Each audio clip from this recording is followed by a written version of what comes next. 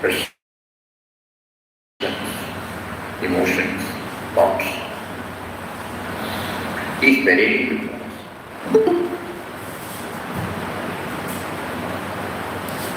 So this study will enable us to understand the meaning by each observing those things. Otherwise it becomes an academic exercise.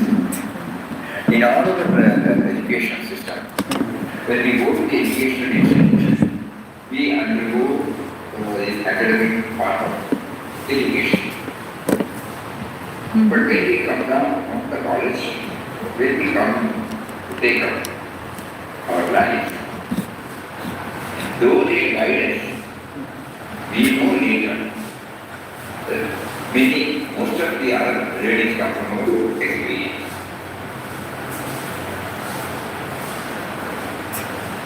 He teaches us that is necessary, but that is not true. Lot of adjustments, adaptation, assimilation, flexibility in our approach. All these make us to move toward this peace. Everything going here unlikely will say, I got peace of mind. Whether we have understood the peace I hear or me, everybody feels Anandashram, serenity, calmness, quietly. These are the words that touch and give and give some feeling of presence.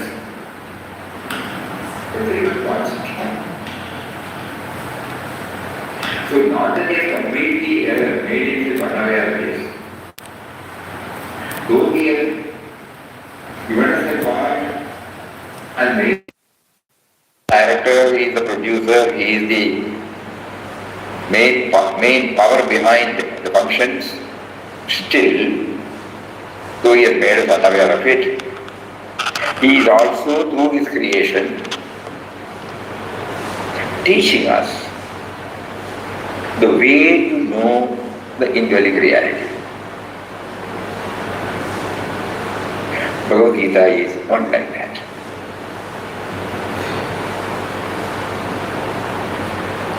At a particular juncture in one's life, he or she gets awakened to the truth that only by understanding first and realizing later that there is a superpower named as the indwelling reality, God, who is behind all creatures and our situations, as depicted in the second para of the writer. In other words, we should know that we are only playing the part allotted to us by Him in this world Leela, and nothing is really initiated by us. We have to keep on reminding, because we have not trained our mind on those lines. This theme is repeatedly brought out by Lord Krishna throughout the Bhagavad Gita. So to know that He is behind everything, first we learn, just like when we go to the college, we learn the theories. And then when we come down, step into the practical field of life, family, profession, society, we don't do exactly what we have done. We make a lot of adjustments. This we should bear in mind. So the battle of Kurukshetra, the venue of the pre-scripted drama, starts with the theme contained in the first chapter. So this is the background that we are setting up in our mind before we take up the in-depth study of Srimad Bhagavad Gita.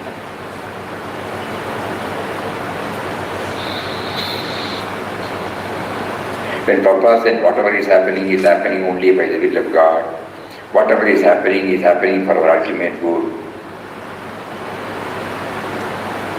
And for that we have to constantly remember Him. He gave us the holy and all-powerful Ram Naam.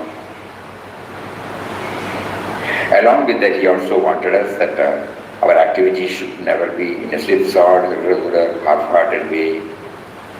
It should be as perfectly handled as possible. We also emphasize the need to go within to feel his presence.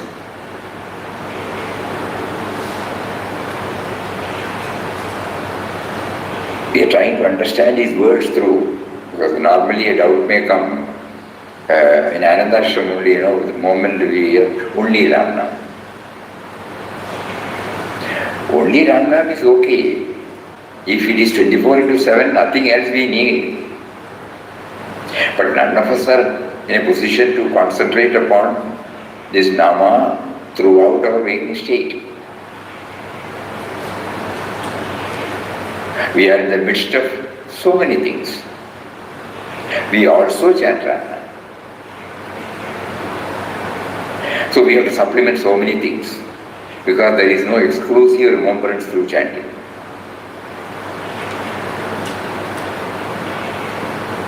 Only during the chanting period, we are earnestly trying to remember him. Rest of the time we identify with the field, respective field.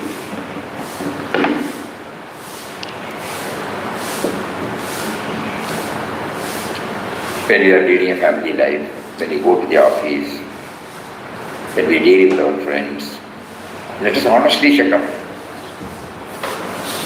So that is why, just like along with so many things, we also have Rama.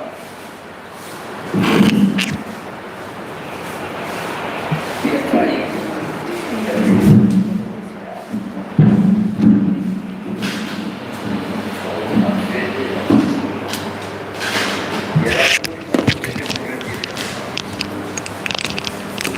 In whatever way it is possible.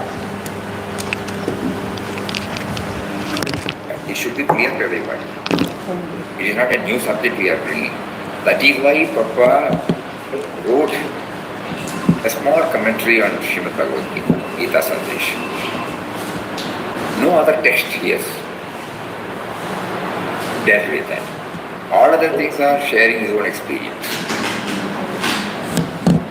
Whether it is in quest of God, whether it is in the vision of God, whether it is at the feet of God, whether it is only God, whether the articles he shared in the divine life, whether the speeches he delivered during his tour, as chronicled in lectures of Swami Ramdas, 1 to 5 volumes, talk of Swami Ramdas during his tour, and this satsang he held in ashram. The gist of it came out with the help of devotees as in God Experience 1 and 2, Gospel of Swami Ramdas.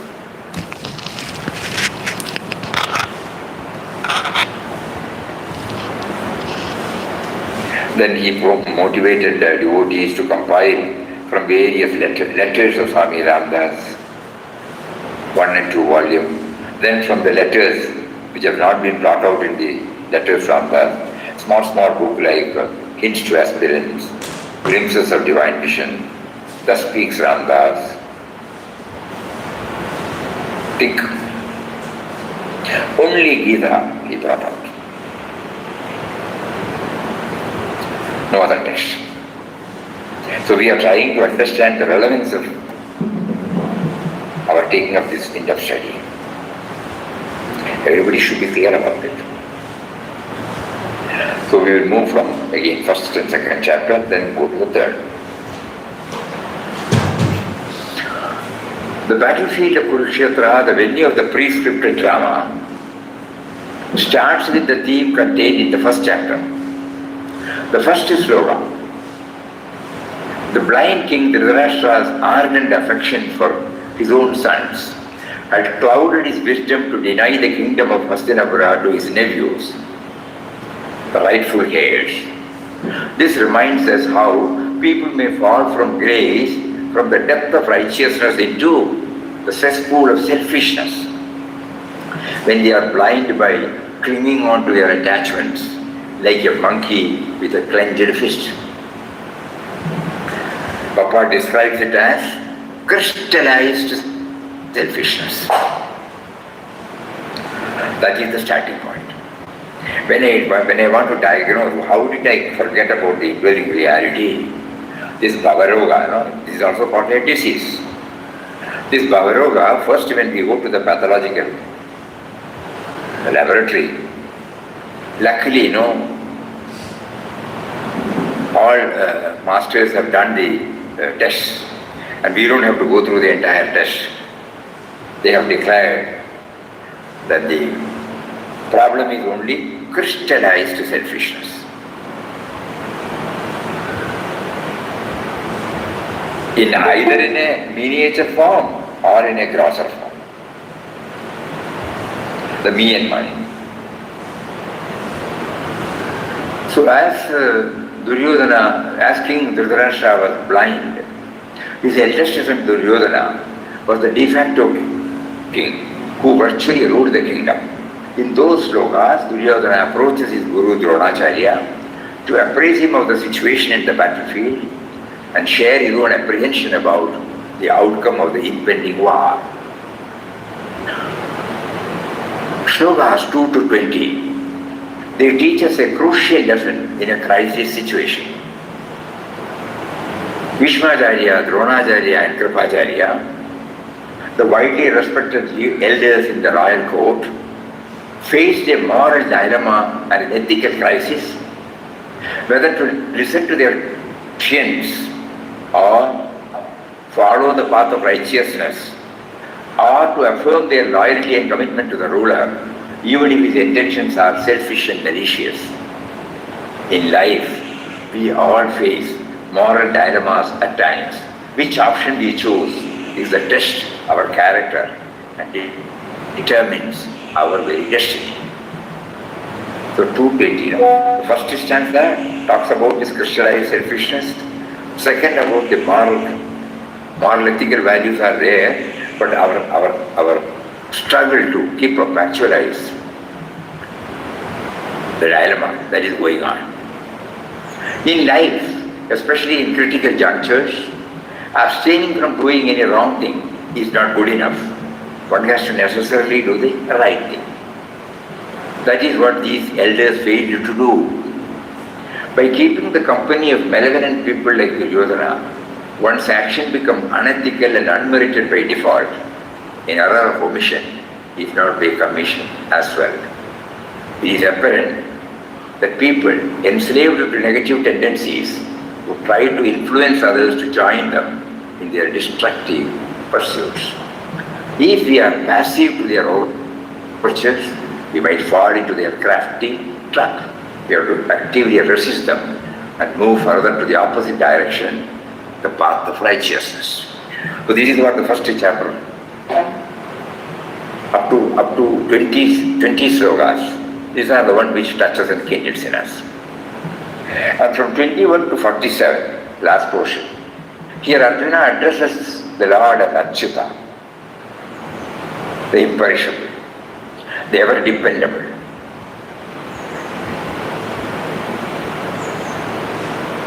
And requests him to place the chariot in the middle of the battlefield. Overcome by his delusion and regarding the right and wrong, he becomes deflated, desperate, depressed.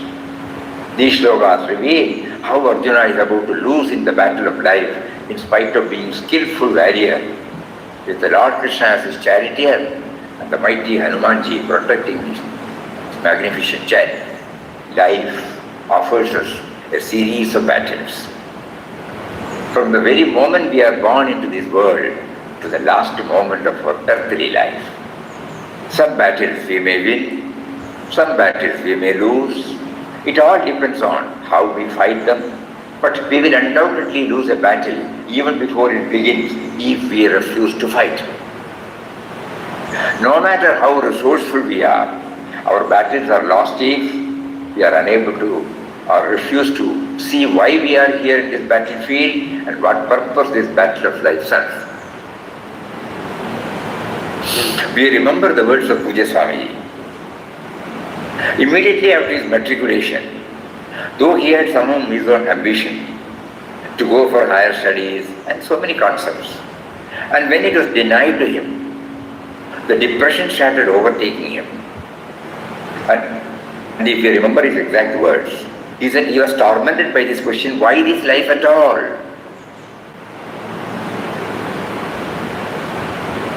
Because to him at that time, everybody was moving toward this self-centeredness. And then nobody was free from incompleteness. So this is the question, why this life at all? What is the purpose of this life? So, that is, no matter how resourceful we are, our battles are lost if we are unable to or refuse to see why we are here in this battlefield. There is a purpose behind it, no? We have been given a life. It cannot be for something bad, something uncreative, something unproductive, useless. No. Logic says, it must be for some good purpose. Or you say some purpose, okay. And the purpose should be to seek happiness. We need not talk anything else. So all of us are knowingly, unknowingly trying to seek happiness. We would have given different definition for it. So there is a purpose. What was the cause of Arjuna's dejection and depression? His delusion, his false thinking that brought his deeply ingrained, crystallized selfishness of me and mine in praise of his worthy duty to fight his battle and administer justice.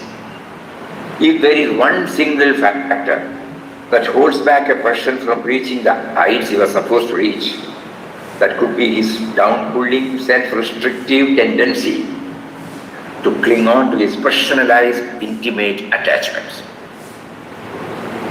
The slokas 21 to 47 that gives us this. Not only crystallized selfishness, the purpose, we suddenly feel our life become purposeless.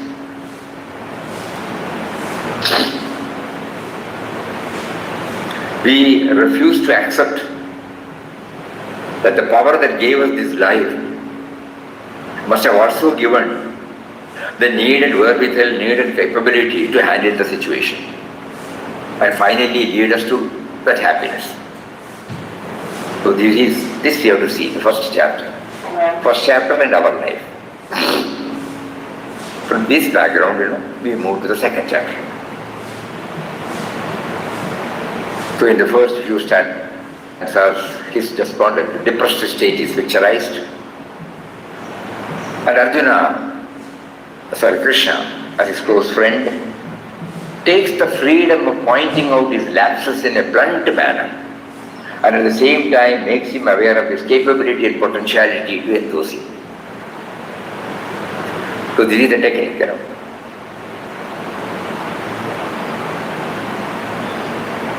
Our mind may justify so many things, but at the same time, he will facilitate us to get in touch with such friends, such books, such situations, such objects that will make us aware of the areas where we have to improve. And also the rich potential that is stored. Think. Though after hearing the words of Krishna, Arjuna becomes receptive to some extent, he was not fully convinced. We have to watch ourselves, Sri Krishna then builds up the argument about the transcendent reality and the perishable nature of the body, which helps to clear his misunderstandings and asks him to fight. In our case, this is the me and mine is so dominant because of our attachment toward this body first. The transient nature. We attend funerals, we send condolence message, but heart of heart we don't feel that the day will come when we also will depart. So through various stanzas we find this is highlighted. transient nature of the body, perishable nature of the body. By hearing it or by reading it, we are not going to be free from it, but probably by hammering. And with that, when we watch outside, grandparents were there when we were children, they are no more. Parents were there, they are no more. Many of our blood relations were there, they are no more. Many of our close friends, our classmates, they are no more. Many of our teachers, they are no more. Many of our spiritual preceptors, they are no more. We slowly try to react, to accept the reality. Today also we got a message. One of our devotees in Coimbatore, he passed away yesterday.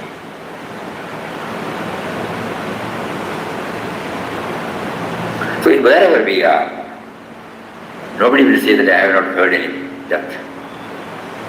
In spite of that, we forget. So not only that there is an academic training through Bhagavad Gita, but also daily God is making us to watch this transient nature of the body. When at least on one occasion we accept that this body, which is the house, which is the residence of this sense of individuality, it is subject to decay and destruction. Some action, I will be able to detach. So when I know this is transient, anything connected with this body is also perishable. Start thinking,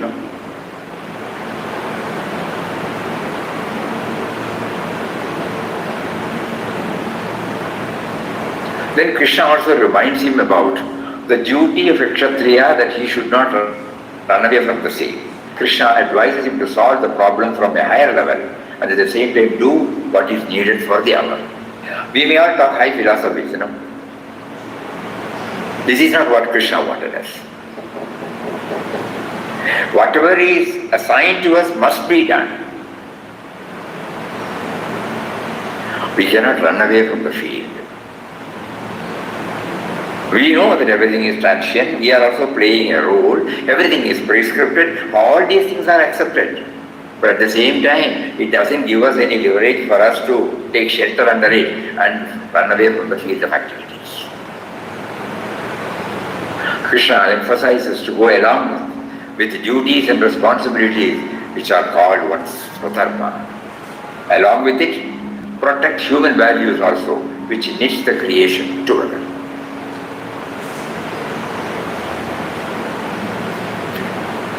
Gently he points out, because it is the values that keep the society together. Though self-centeredness is there,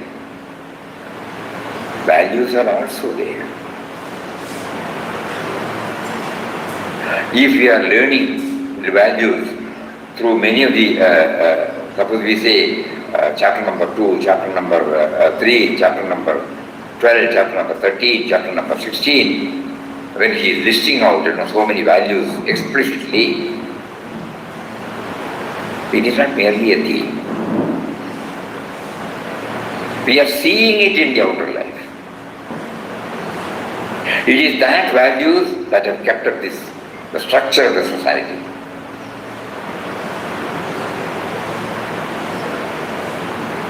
This interconnectedness, that interrelatedness.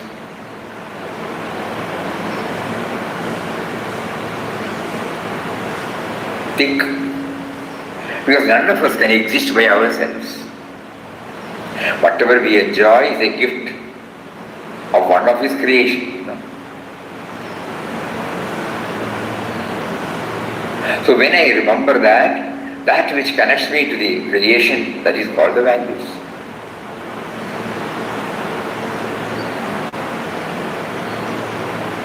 So that has been brought out beautifully here. Ensure that our individual use on any aspect should not be detrimental to the welfare of all. These are values, Sarva Bhuta Hitera, this is the word he used. We should ensure. Why? Because the society has given me what I am today, and it's my responsibility to ensure that none of my thoughts, words and deeds become detrimental to the interest of the society. In second chapter it is beautifully brought out. Realize that whatever is happening in and around us is already decided by the Almighty. In other words, everything is prescripted. Because he bluntly said, in the Kurukshetra field, I have already slain them. You are only a nimittam. That word gives us the meaning of prescriptive. Though it is difficult for us to agree, we think we are writing the scripts for our lives. This one makes us to think about it.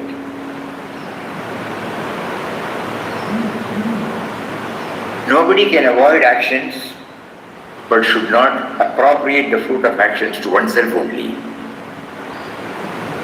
Because there are so many other contributory factors that have enabled to have the fruits of actions.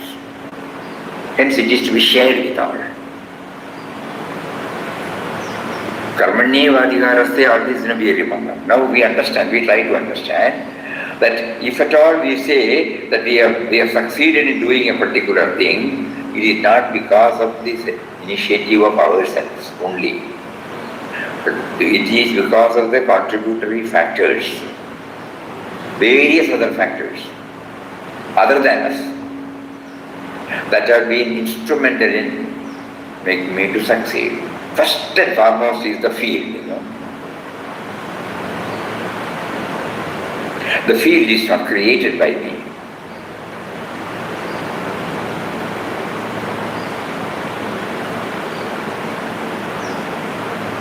All creature comfort which we enjoy, Somebody started thinking, The field is created by him and he makes you to think about it. That is how it came out in the form of discovery, invention, innovation, all this creativity, everything came from what? The field is given to us. So right from creativity, so many other factors have also helped us to succeed. And so we should not appropriate the result within ourselves. Actually, the entire fruit should go back to the giver, who is there in the form of creation.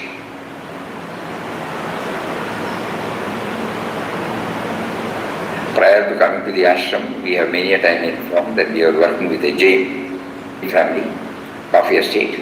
So there, the person under whom we were working, he was a very, very religious-minded person. Every day morning, he used to perform their puja. Their puja is not dedicated in personal form, it is dedicated in personal reality in the presence of the Tirthakarasana, in the form of an idol. And then some naivedya will be there. But after the puja is over, he will not touch the prasad.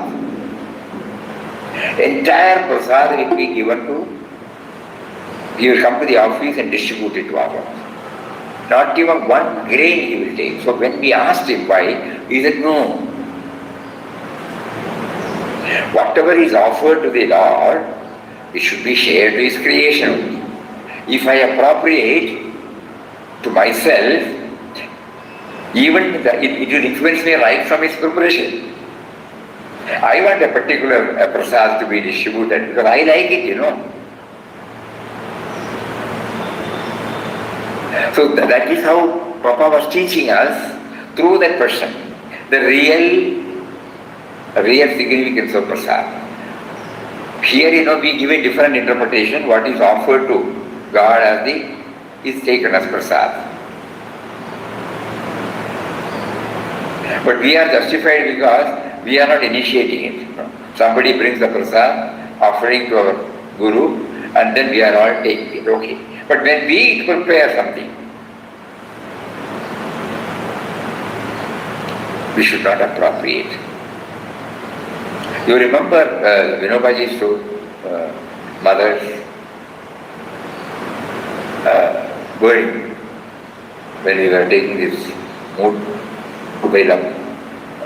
Vinobaji as a student was observing a papaya tree in the compound, and then he saw one day the fruit has come out. It was like getting ripened. The process of ripening was taking place. So every time he was thinking, and it is fully ripened, I will eat it. But when it became fully ripened, his mother asked him to cut it, remove this thing, cut it in pieces, asked him to distribute it to everybody else. He also took one person. So when asked, she said, it should be shared to everybody. This wonderful principle has been brought to us in the second chapter, Karmanyevadhikarasti. Nobody can avoid actions, but should not appropriate the fruits of action to oneself only, because there are so many other contributory factors that have enabled you to have the fruit of action. Then equanimity and excellence are needed for such a state of mind. I should not be swayed away. My cravings or desires or ambition or self-centeredness should not cross the boundary. So he gives, equanimity and excellence. Equanimity means free from attachment and pairs of opposites. Excellence means dedication while involved in all types of action. It should become full, not partial. Immediately Arjuna named the state as Sthitaprajna. Lord did not name. Man of steady wisdom, who only can have this excellence as well as equanimity. So naturally he asks the Lakshana, what are the outward expressions of a person who holds the Sthitaprajna. And we have registered through 18 slokas, beautifully portrays the word picture of a Sthitaprajna.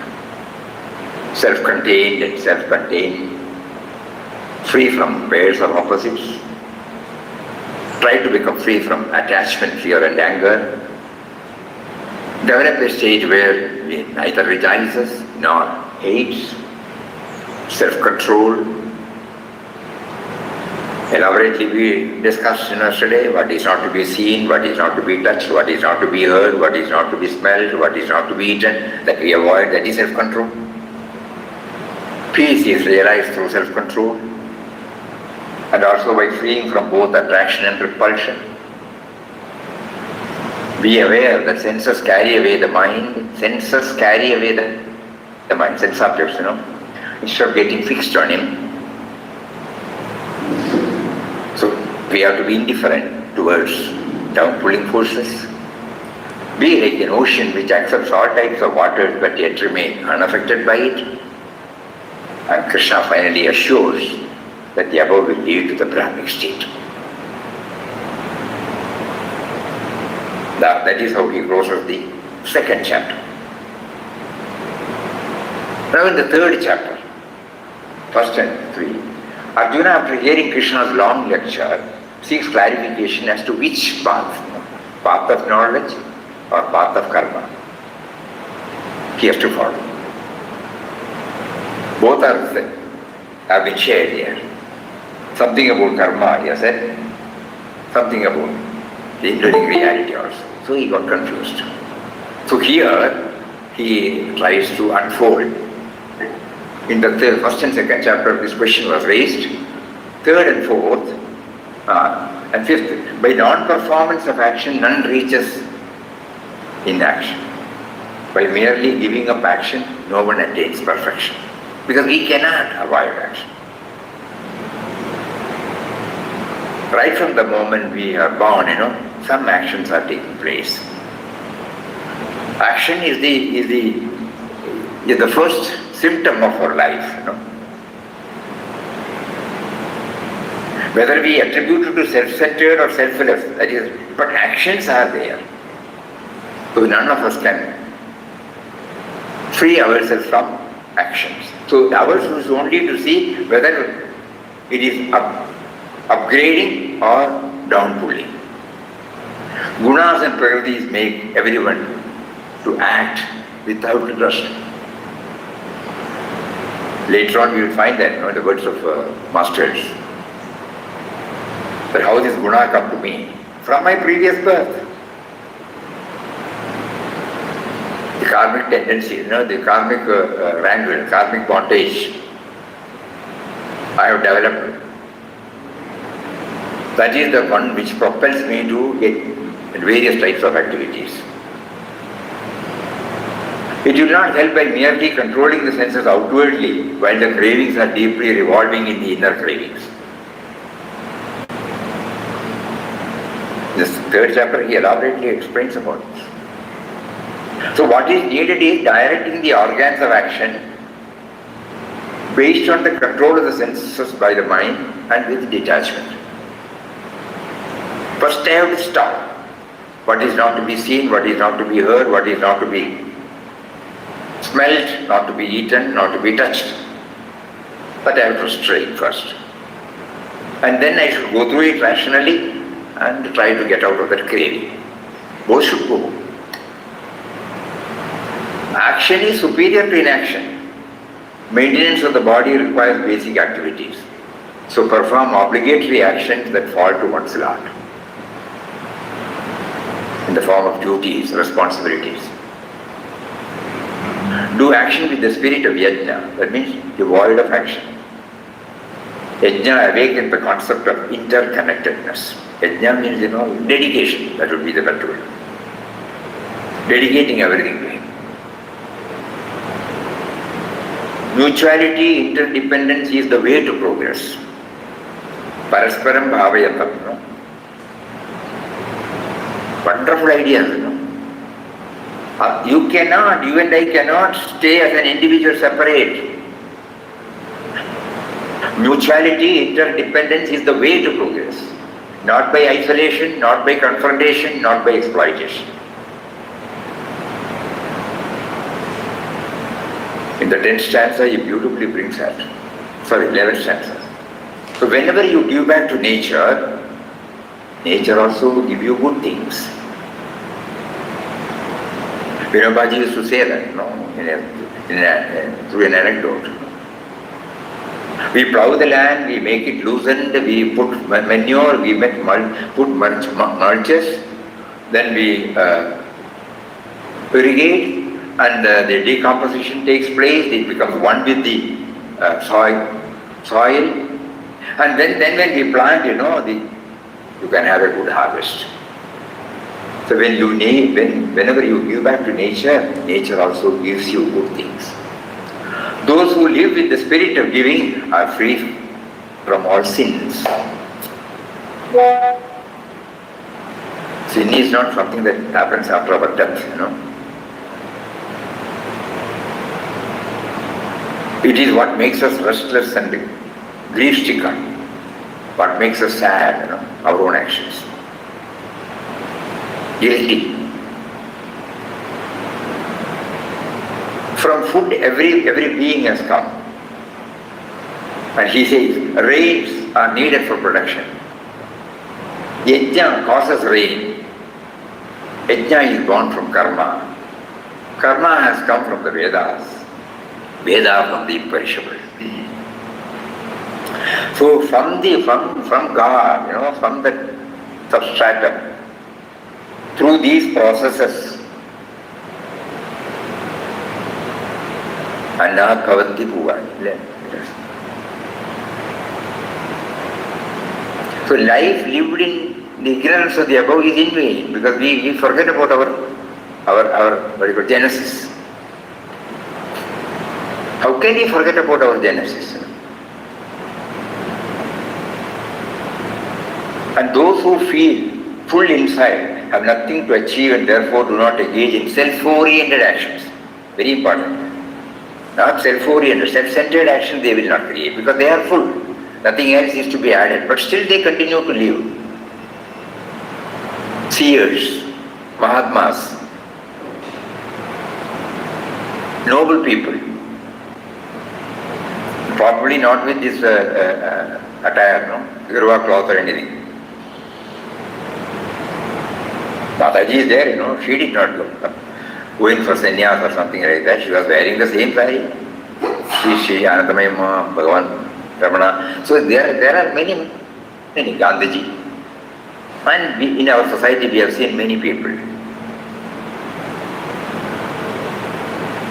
So those who feel inside have nothing to achieve and therefore do not engage in self-oriented actions. Do action without any expectation which will lead to supreme state. We have been prompted to do, we are doing. That's all. And if at all we have to put some target, it should be for the welfare of everybody. That's all. Ultimately, God decides that when we come to that, even that will not be there.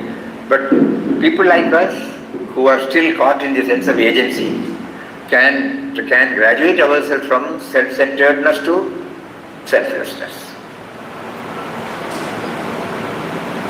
By performing action, people like Janaka have reached the highest. Do involve in actions for maintenance of world order. People follow whatever great people do. Lord engages in actions, though he does not have to achieve anything. He specifically says, I have nothing to achieve, but still I am engaged, He is the driver. He is driving the chariot. His life has been full of activities, right from the moment he was born till he dropped the body, full of activities. If Lord does not involve in activities, everybody will follow suit.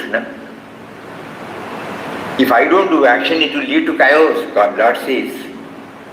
Normally people act with expectation. Great people do action for the world welfare. The wise man should not shake the faith of Allah. While doing this, we should not look down upon others. Anybody who is not in line with this, we should not shake. They are also in the process. We don't go with them with tall talks. In their own way, they are doing it. Gunas only motivate actions, but egoistic people feel that they are doing it. One who knows that action owe their origin to gunas do not get attached to them. Guna guneshu vartate. It's the highest stage, but we keep on bringing these ideas into our mind. Dedicate all actions to the Lord as an aid for final realization. Being free from desires and the sense of agency, engage in battle of life.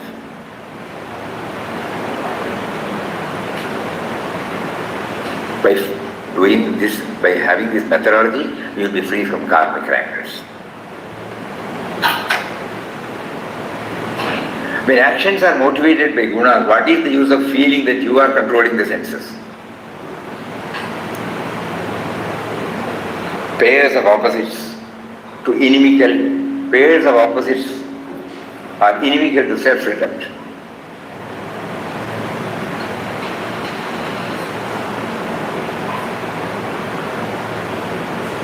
Holding on to one's own dutiful activities is always better than following others. Desire born out of Rajoguna impedes our spiritual progress. Actions motivated by desires delude the senses, mind and intellect. Self-centeredness. Control of the senses leads to control of desires. Self is greater than intellect, mind and sense organs. So in 43 shlokas, he is trying to bring out the various facets of the action. And how to... How you went out, Swamiji? You said while doing action, don't get attached to it. About doing action, without full involvement, action பண்ண முடியுமா அப்படி?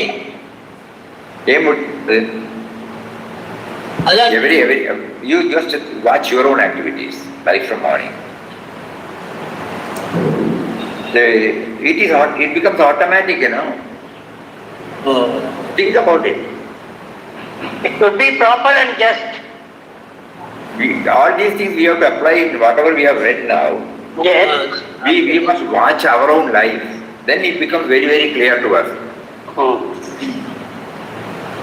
not getting attached, but we are still involved in action. Automatic, it becomes automatic. You are walking, there is an action. It goes by itself, everything.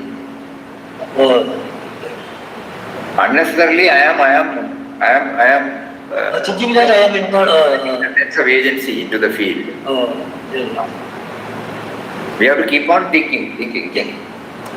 So because action none of us can avoid. So how to improve, how to make the action help me in achieving the peace.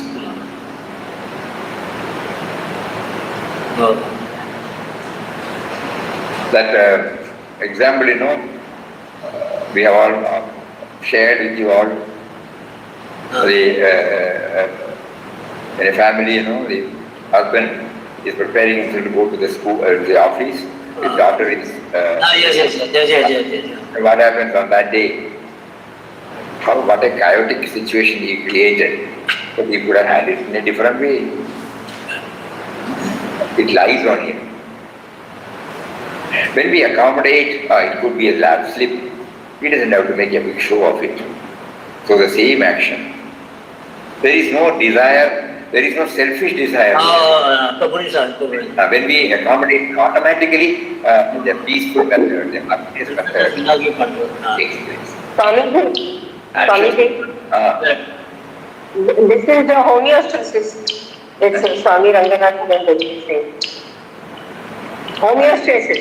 I will tomorrow we'll take it. Tomorrow.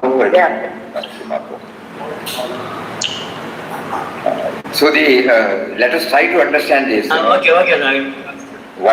First chapter was about our weakness, basic fundamental weakness of getting self-centeredness. The second was he started listing out how to get out of it through various means. Finally ends with the deep contemplation on the Sthita Prajna. Then we come to the action stage, because without action none of us can live.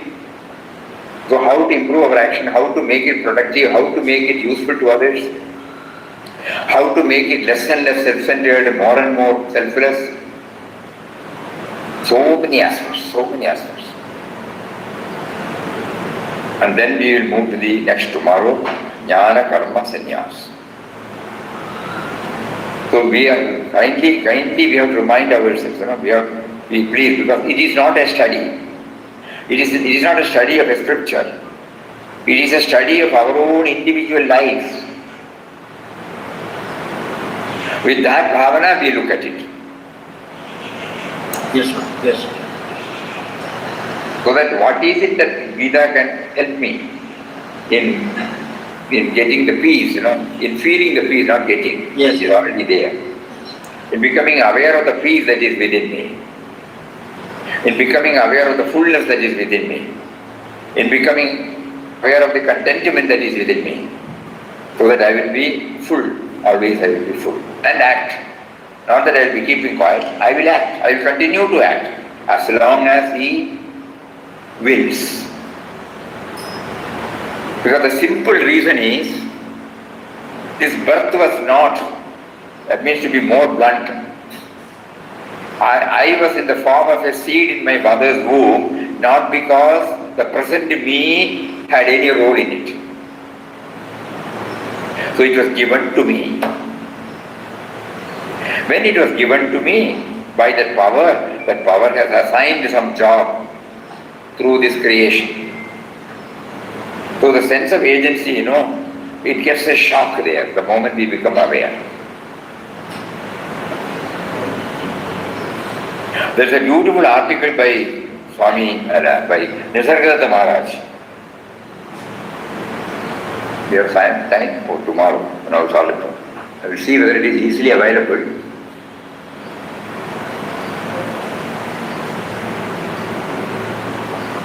It's a blunt statement.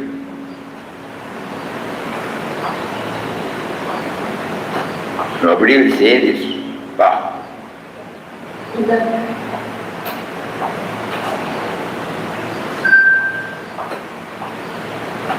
Nisargadatta Maharaj says, Have you ever really given thought to the essential nature of man? Forget what you have read, what you have been told. Have you given any independent thought to this question? Essential nature of me, no? I repeat, independent, quiet, thorough, deep, as if you were the only sentient being on the earth and there was no one to guide you. That means going inside, to find the answer. What are the essentials to which you consider as you? Obviously the body, first.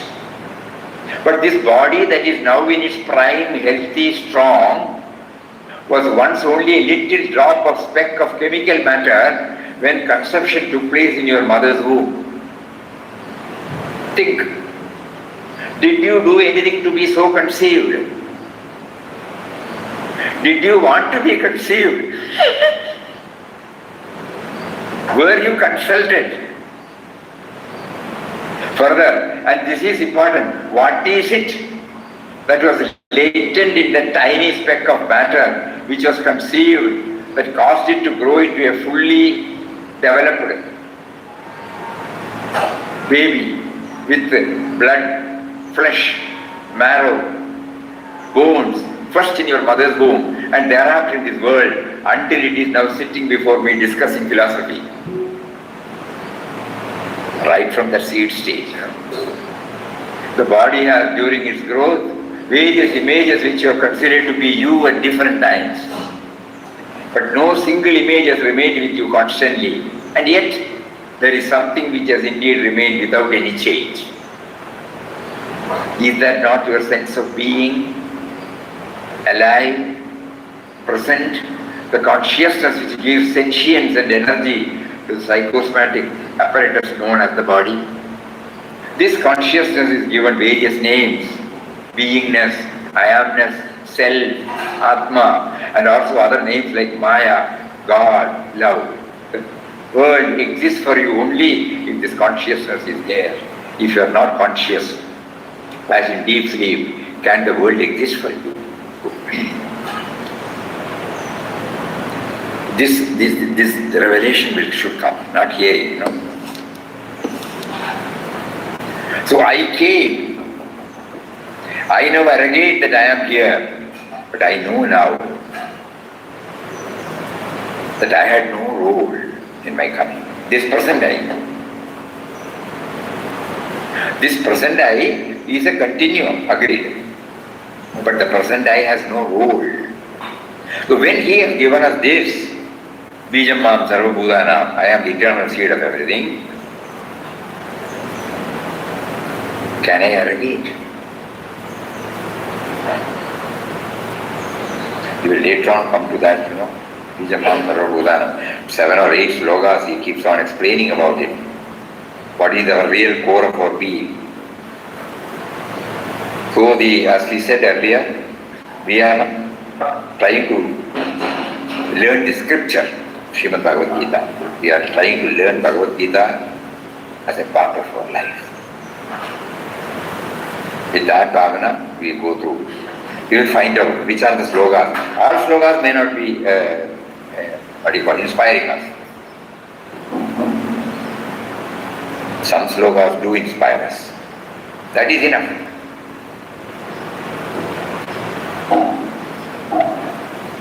We took 7 slogas to explain this.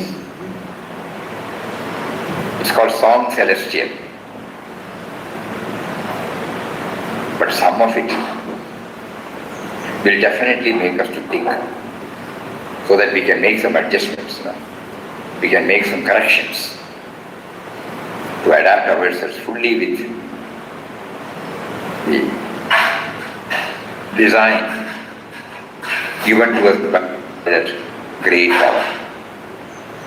And slowly we start accepting Papa's words, prescripted.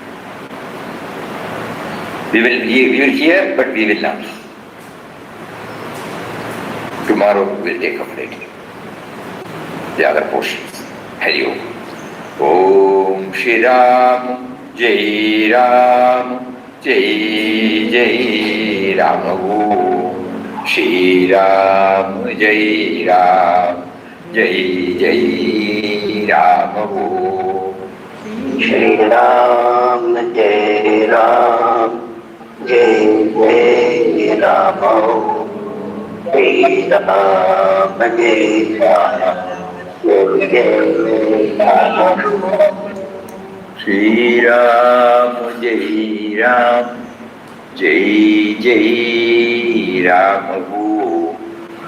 Shri Ram, Jai Ram, Jai Jai Ram Om. Shri Ram, Jai Ram, Jai Jai Ram. Shri Ram, Jai Ram, Jai Jai Ram. Shri Ram, Jai Ram, Jai Jai Ram Om. Shri Ram, Jai Ram, Jai Jai Ram.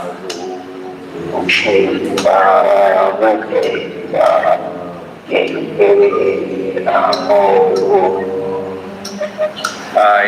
the board, tomorrow we discuss the concept of homeostasis in modern neurology, that the body has got a thermal equilibrium. Nature achieved it in the later mammals for survival. Changes in outside temperature will not affect the body temperature, it remains constant. That is called the homeostatic condition. Out of that only, nature could develop the human higher brain, whose function is to take man to freedom, to emancipation, says a neurologist. So more about this we will Scientific. take it up. Thank you. Hariom प्रणाम Hariom, Hariom. Hariom Swami ji प्रणाम नमस्कार स्वामी जी हरिओम स्वामी प्रणाम स्वामी